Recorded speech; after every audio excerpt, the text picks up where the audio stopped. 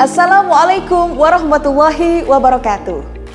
Salam sejahtera untuk kita semua. SMK bisa, SMK hebat, vokasi kuat menguatkan Indonesia. Para siswa yang hebat, bagaimana kabar kalian di hari ini? Semoga selalu sehat dan tetap bersemangat. Nah, pada video pembelajaran hari ini, kita akan mempelajari materi pemrograman berorientasi objek dari kompetensi keahlian rekayasa perangkat lunak.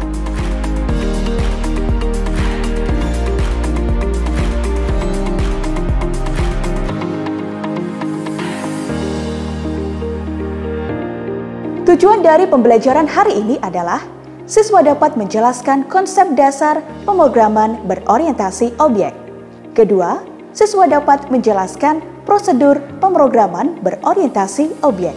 Ketiga, siswa dapat menjelaskan kelebihan dan kelemahan. Dan yang keempat, siswa dapat mempresentasikan konsep.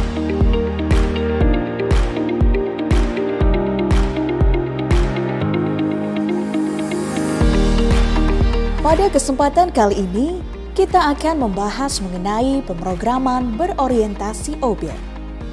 Secara garis besar, poin-poin yang akan kita bahas antara lain, apa itu pemrograman berorientasi objek, keunggulan pemrograman berorientasi objek, kelemahan pemrograman berorientasi objek, bahasa pemrograman yang bisa digunakan, pemisalan objek dalam pemrograman berorientasi objek, karakteristik pemrograman berorientasi objek, dan istilah-istilah dalam pemrograman berorientasi objek.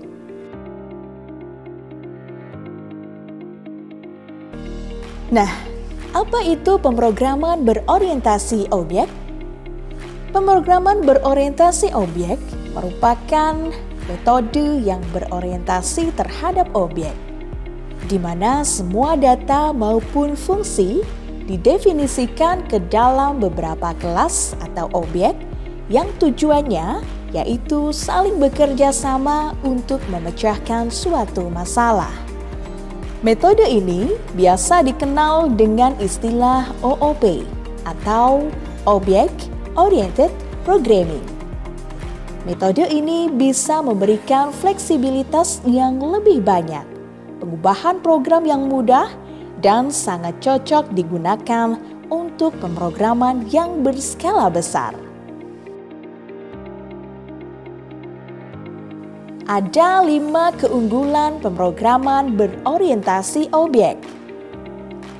Improve software development productivity. Improve software maintainability. Faster development. Lower cost of development. Higher quality software. Kelemahan dari pemrograman berorientasi objek antara lain, untuk beberapa programmer butuh waktu agar terbiasa dengan OOP. Ukuran program yang dibuat dengan metode ini cukup besar. Runtime program lebih lambat. Dan tidak semua masalah program bisa diselesaikan dengan OOP.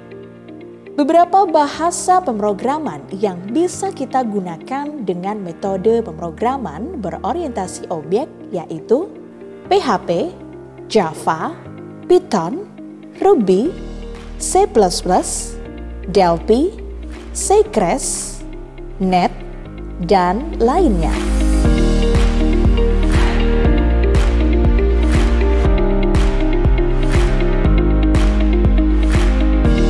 Pemisalan objek dalam pemrograman berorientasi objek. Objek-objek dalam dunia nyata memiliki 2 karakteristik, yaitu status dan perilaku. Nah, dalam pemrograman OOP atau Object Oriented Programming ada 2 karakteristik, yaitu variabel dan metode. Variabel diumpamakan sebagai status, sedangkan metode sebagai perilaku. Karakteristik pemrograman berorientasi objek. Yang pertama, enkapsulasi atau pembungkusan merupakan pelindung program dan data yang sedang diolah. Yang kedua, inheritansi, yaitu objek-objek yang ada di sekitar kita adalah objek-objek yang saling terhubung secara hierarki. Istilah-istilah dalam pemrograman berorientasi objek.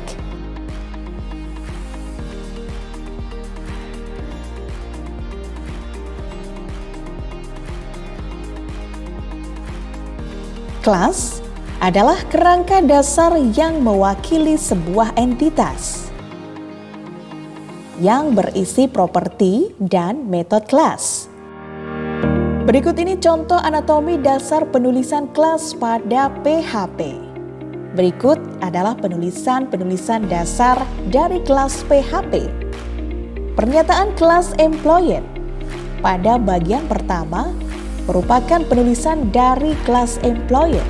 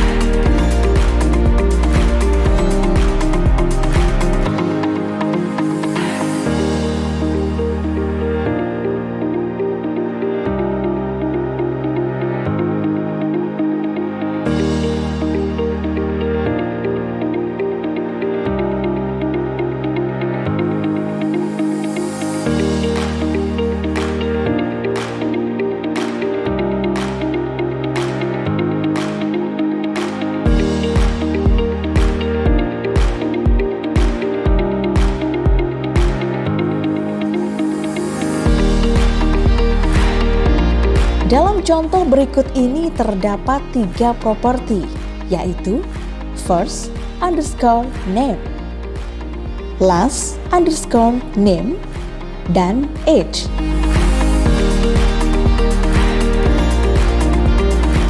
Dalam contoh berikut ini juga terdapat metode getLastName yang memiliki fungsi untuk mengembalikan nama belakang yang berkaitan dengan objek.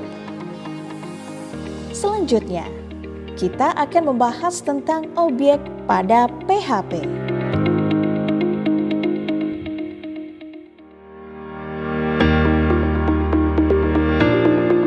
Dalam kontak kelas employee yang sudah kita buat sebelumnya, mari kita bedah bagaimana membuat instance objek dari kelas tersebut. Ya, dari contoh skrip berikut ini, Anda harus menggunakan sintak new ketika ingin membuat instance suatu objek dari setiap kelas bersama dengan nama kelasnya. Gambar berikut ini adalah representasi grafis dari kelas employee dan instance-nya.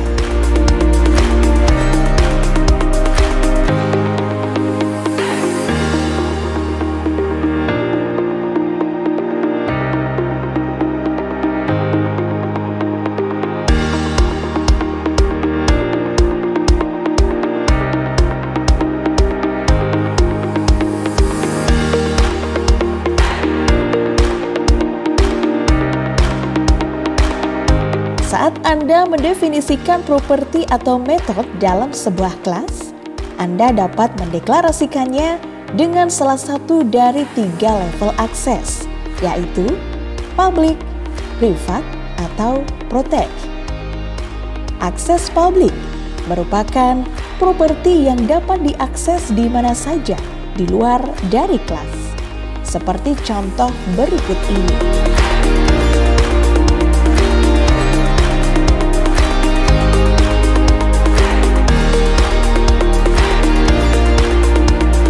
Dari contoh kode berikut ini merupakan metode public function getName, dapat diakses dan digunakan dari luar kelas person.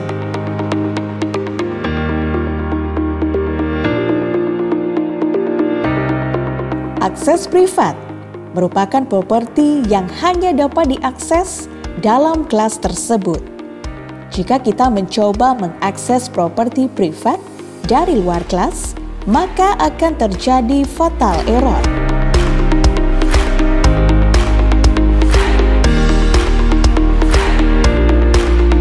Akses Protect merupakan properti yang tidak dapat diakses di luar kelas, namun masih bisa diakses oleh kelas itu sendiri atau turunan dari kelas tersebut.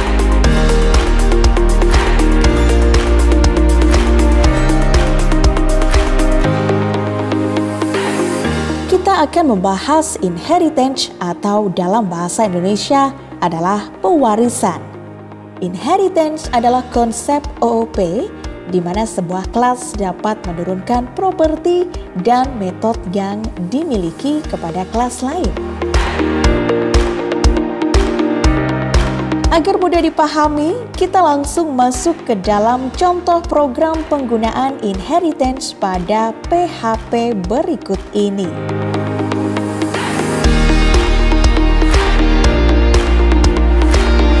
Dalam contoh kode di atas, terdapat kelas komputer dengan beberapa properti dan sebuah metode.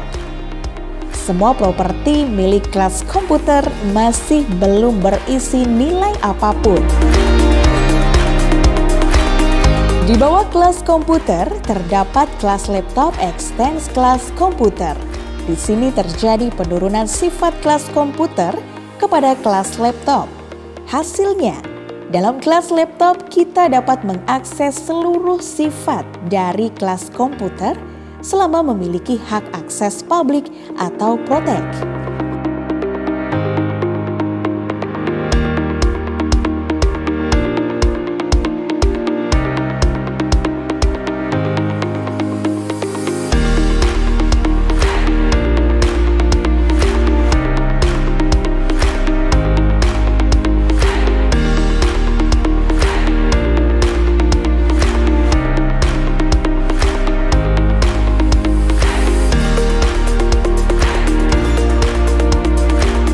Siswa-siswi yang hebat, demikian tadi pembelajaran kita hari ini tentang pemrograman berorientasi objek. Semoga dapat dipahami dan bermanfaat. Terima kasih, terus semangat belajar agar menjadi generasi yang hebat di masa yang akan datang. SMK bisa, SMK hebat, SMK bisa hebat. Vokasi kuat menguatkan Indonesia. Terima kasih. Wassalamualaikum warahmatullahi wabarakatuh.